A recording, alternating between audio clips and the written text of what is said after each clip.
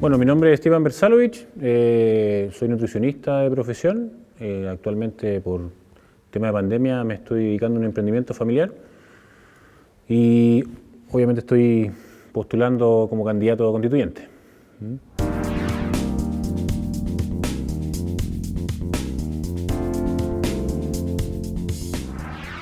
Bueno, el principal motivo de estar como candidato a constituyente, más allá de todo lo que han hablado los candidatos, por supuesto, en los medios de comunicación, principalmente hablar con la verdad. Como todo chileno, como todo ciudadano, estoy cansado de los niveles de corrupción en todos los ámbitos del Estado, estoy cansado de los privilegios de la casta política, estoy cansado de la desigualdad ante la ley, como todo chileno que se gestó y se explotó obviamente en este estallido social del 2019.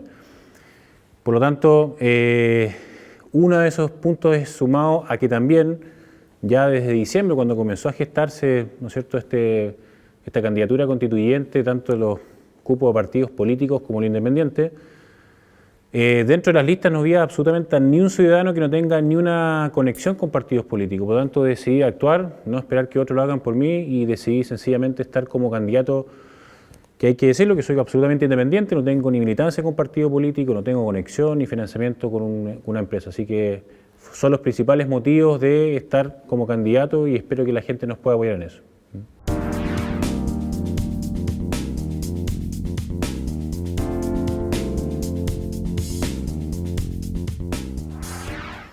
Bueno, la Constitución en sí, hay que decirle a la gente que es bien extensa, o sea, va desde, obviamente son 15 capítulos, son un poco más de 100 hojas en sí, por lo tanto hay muchas cosas que modificar dentro de la Constitución, pero como el tiempo es oro en televisión y el tiempo es escaso en todos los ámbitos de comunicación, yo voy a decir claramente lo que la ciudadanía siempre ha estado en contra de todo esto y por qué explotó.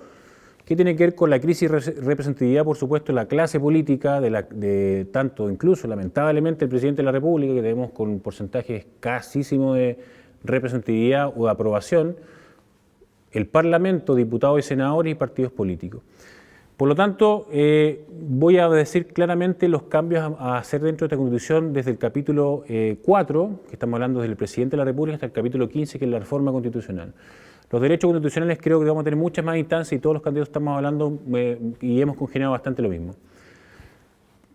Sí, para hacer esto, para modificar este poder excesivo que tiene el Estado, antes que todo hay que cambiar el régimen presidencialista.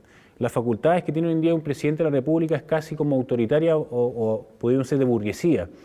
Parece un reinado el presidente de la República donde puede deshacer y hacer, puede elegir a los ministros de la Corte Suprema a diestra y siniestra, puede elegir el Tribunal Constitucional, los tres jueces, tres ministros, perdón, del Tribunal Constitucional, puede elegir a la presidencia del Tribunal Constitucional, a los directores de servicios puestos internos, a los directores de pensiones, o sea, a los intendentes, que por suerte se va a modificar a gobernadores. Por lo tanto, ya parte esto de la modificación de la Constitución, parte primero el régimen presidencialista, o que podemos llamar, en este caso, que también va a conllevar el centralismo. Sumado a esto, y ya desde ahí, tenemos que hablar de los siguientes capítulos, del Poder Judicial, que se ha hablado muy poco en los candidatos. El Poder Judicial, nosotros como ciudadanos todos sabemos que los parlamentarios ganan una cantidad abismante, por ejemplo, de dinero mensualmente, creo que es muy en boga y en boca de todos, pero vemos que los jueces y los ministros están ganando sobre 15 millones brutos, 18 millones, y nadie lo dice, y nadie habla nada, o sea, y es parte del poder del Estado. Eso es un punto. Y otro también la elección, que es lo que hemos tenido en los casos de corrupción. Los casos de corrupción llegan a la Corte Suprema y no se modifican o vemos que tienen clases de ética finalmente en todo sentido. Entonces, por lo tanto, desde ese punto de vista, la elección de los jueces y los ministros tiene que estar en boga incluso casi como elección popular. Tienen que postularse a elección popular. No puede ser que un presidente de la República elija los que van a estar encargados de velar por las leyes y la Constitución.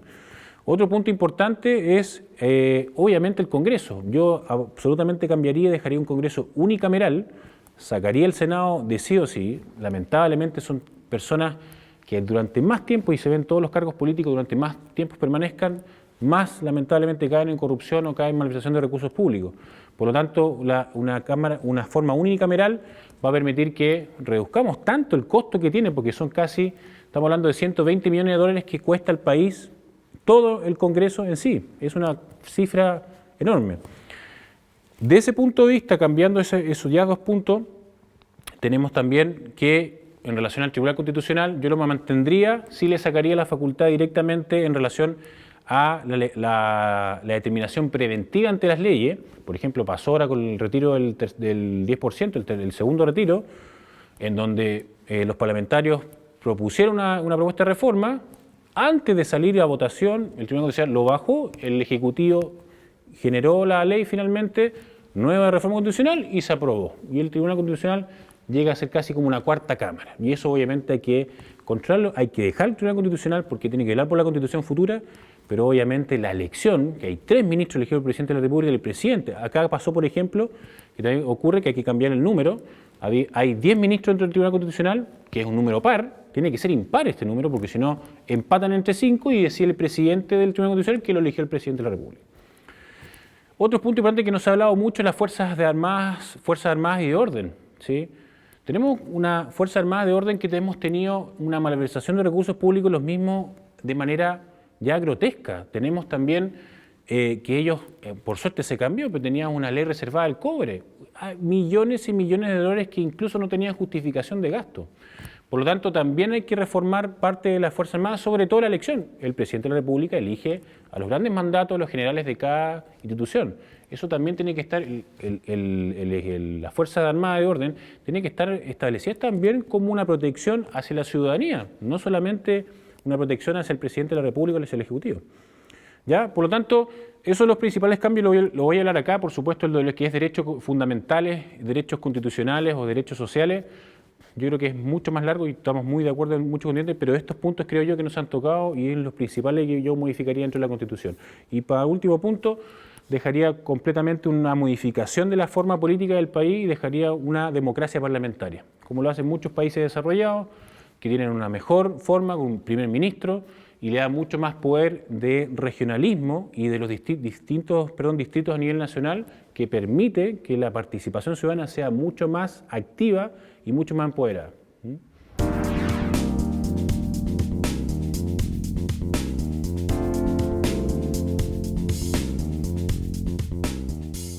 Bueno, sí, eso en relación a ver qué ha beneficiado, por supuesto, ahí toqué el último punto al final de la pregunta anterior, pero acá no hay que inventar la pólvora, hay que ver los países que le ha ido bien con las nuevas constituciones y por supuesto los que le ha ido mal con las nuevas constituciones. Tenemos muchas constituciones que son gigantescas, súper extensas y se cumple con suerte el 15% de lo que se escribe.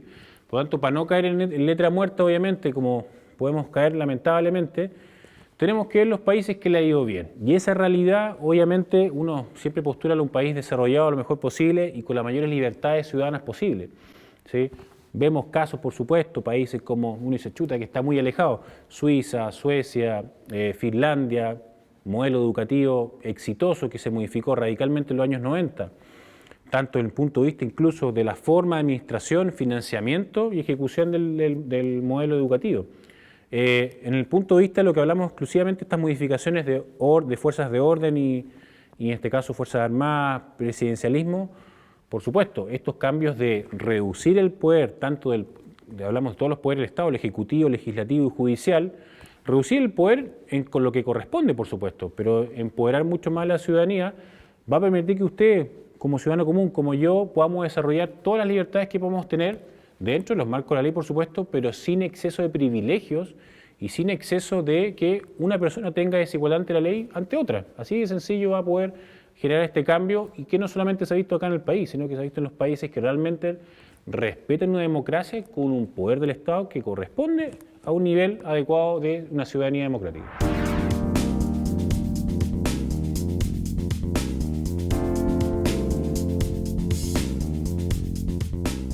Claro, yo quiero ser súper verdadero y sencillo con esta pregunta en relación a la solución y cómo plantearlo a los restos de los constituyentes en caso de ser constituyentes futuros. Aquí hay que decirle a la ciudadanía lo siguiente, la forma de poder establecer la votación de los artículos a la Convención Constituyente está ya escrita, o sea, va a ser 2/3, 88 constituyentes tienen que votar a favor de un artículo. Si usted que nos está mirando como ciudadano no nos ponemos las pilas y no vota realmente por gente que no tenga ni un conflicto de interés, no tenga conflicto con partidos políticos, que no tenga que pagar favores a futuro, la verdad es que esto va a ser también letra muerta o palabras lindas dentro de esta candidatura. ¿ya? Porque por más allá que yo plantee, otro candidato plantee, al momento va a haber una convergencia en donde hay una ideología política, una ideología obviamente, por supuesto, extremista, quizá política, donde por más que la ciudadanía lo pida, se va a transformar en un segundo o tercer congreso, ¿sí? Si no se aprueba el 2/3 de los constituyentes, finalmente lo que queramos cambiar, la verdad es que vamos a quedar igual. Por lo tanto, el momento que usted como ciudadano pueda ejecutar esta modificación, más allá que yo convenza al resto de los constituyentes, es que usted vote directamente con los candidatos absolutamente independientes, que no tengan absolutamente ni un conflicto de interés y que sean ciudadanos comunes y independientes de verdad.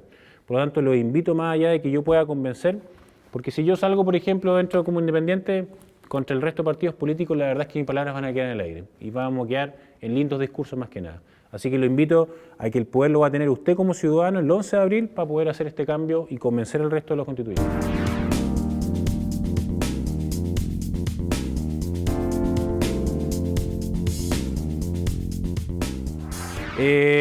Bueno, la educación pública, bueno, por supuesto la pregunta es específica a nivel local, pero mi principal preocupación ocurre que a nivel nacional es muy parecido el diagnóstico. Viéndola, no solamente mi parecer, viendo la ejemplificación de países desarrollados, de cómo se ha desarrollado la educación pública, a mi parecer, dentro de la Constitución, por supuesto, yo estoy a favor de establecer una educación con un gran reforzamiento de financiamiento estatal, no así la diversidad de la educación, no estoy de acuerdo que exista una sola educación. Yo creo que hay que reformar muchas cosas. La Constitución vamos a poder tocarla, pero las leyes van a influenciar directamente. Yo creo que nunca ha habido consenso político referente a esto. Los países que les va bien en la educación es en donde el modelo tanto del que ejecuta la educación, en este caso hablemos de los profesores, como también del mismo alumnado, el profesor tiene una carrera profesional muy competitiva y con buena remuneración. A mi parecer, yo fui profesor también de la Universidad de Magallanes, en la carrera de nutrición, y lamentablemente, y siendo realista, vemos que muchos de los profesores son contratados en horarios por cierta cantidad de horas, fuera del horario laboral, y claro, va a haber un aporte, pero no un aporte real en donde ese profesor sea exclusivamente educador y formador de profesionales, ¿sí? Con una buena remuneración. Yo lo vi, yo estudié en una universidad privada. Mis profesores, por ejemplo, seguían a las universidades porque le pagaban mejor y tenían mucho mejor educación. En el referente a lo mismo a nivel de la Universidad de Magallanes, creo que pasa lo mismo. También no tenemos una gama de competitividad. A mi parecer debería haber mucho más opciones de oferta de otras universidades estatales, podríamos decir incluso privadas, para que exista una competencia sana, por supuesto, en todos los ámbitos, para que cada uno pueda mejorar en ese sentido en la educación pública en Magallanes. Tenemos los casos de los profesionales hoy en día, lamentablemente gran parte que quiere hacer un magíster, un doctorado con mayor perfeccionamiento, lamentablemente la oferta en la región no está, o algunos optan por incluso gastar más dinero y irse a Santiago, porque obviamente las facultades o la oferta que le entrega aquí la universidad pública no son los que más les conviene o no son de su criterio profesional.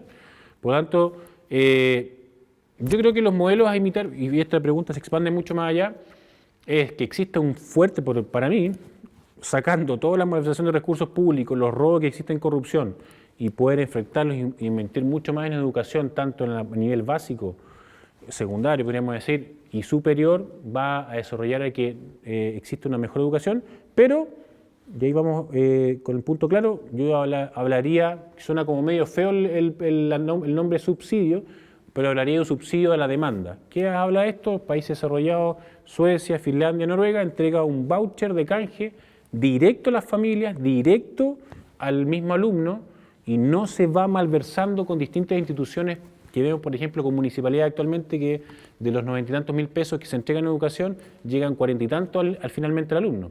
Por lo tanto, entregaría un voucher directo con fuerte inversión. Yo no diría incluso de 90 mil pesos, diría sobre incluso 400, 500 mil pesos. Perfectamente se puede hacer, el país es muy rico en hacerlo, pero entregaría a la familia. Y la familia, el alumno elige finalmente dónde quiere educarse con ese, por supuesto, los que tengan menos capacidad de poder pagar esa cantidad de dinero. No estoy de acuerdo en que la gente que tenga más dinero no pague una universidad. Eso no me gustaría que ellos reciban una plata que realmente no la necesitan. Pero sí, efectivamente, los que más necesitan y con una fuerte inversión en educación. Créanme que todo esto que está pasando, y aquí termino con esa pregunta, del plebiscito, de la mala representatividad de la clase política ocurre directamente o quizá indirectamente con nuestra educación. ¿Sí? Hemos tenido una educación cívica en los colegios, en las universidades muy vaga. Nadie quiere participar en estas votaciones políticas. Hemos tenido históricamente participaciones muy bajísimas, pero lamentablemente hemos regalado por esa participación casi el país a esta clase política y a estos grandes empresarios que se cubrieron con la clase política. Por lo tanto, a mi parecer, para que no ocurra y no siga pasando esto a futuro con nuestros hijos, con nuestros familiares, es que la educación tiene que ser el enfoque principal de inversión de un país. Si no, creo que no vamos a cambiar muchas cosas.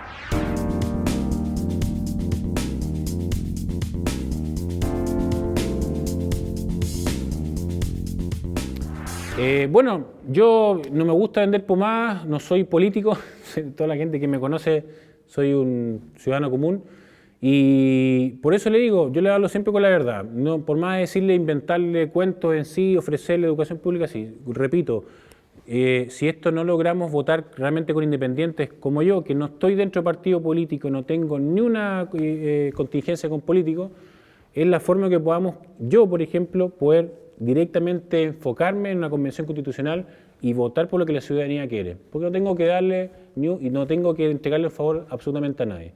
Por lo tanto, si usted me conoce o no me conoce, vea incluso, nos puede ver en redes sociales, nos puede ver en el resto de la comunicación y le puede preguntar a conocidos. Magallanes es súper chico, así que los invito a eso y obviamente quizás no, yo diría como porque la gente está justamente con una crisis de confianza en todo, por supuesto, sea independiente o sea independiente, nadie cree en nada absolutamente porque obviamente los 30 años de política no han enseñado a no confiar en nadie. Pero más allá de eso, por supuesto yo lo invito, quizás a votar por mí, pero directamente a que participe en este proceso constituyente el 11 de abril. Seamos, ojalá, y quizás puede sonar feo, pero hagamos un terrorismo democrático, o sea, vayamos todos en masa a votar este 11 de abril y ojalá con la convicción de que busquemos lo mejor para la ciudadanía y evitemos de votar por lo mismo de siempre. Así que una invitación a eso.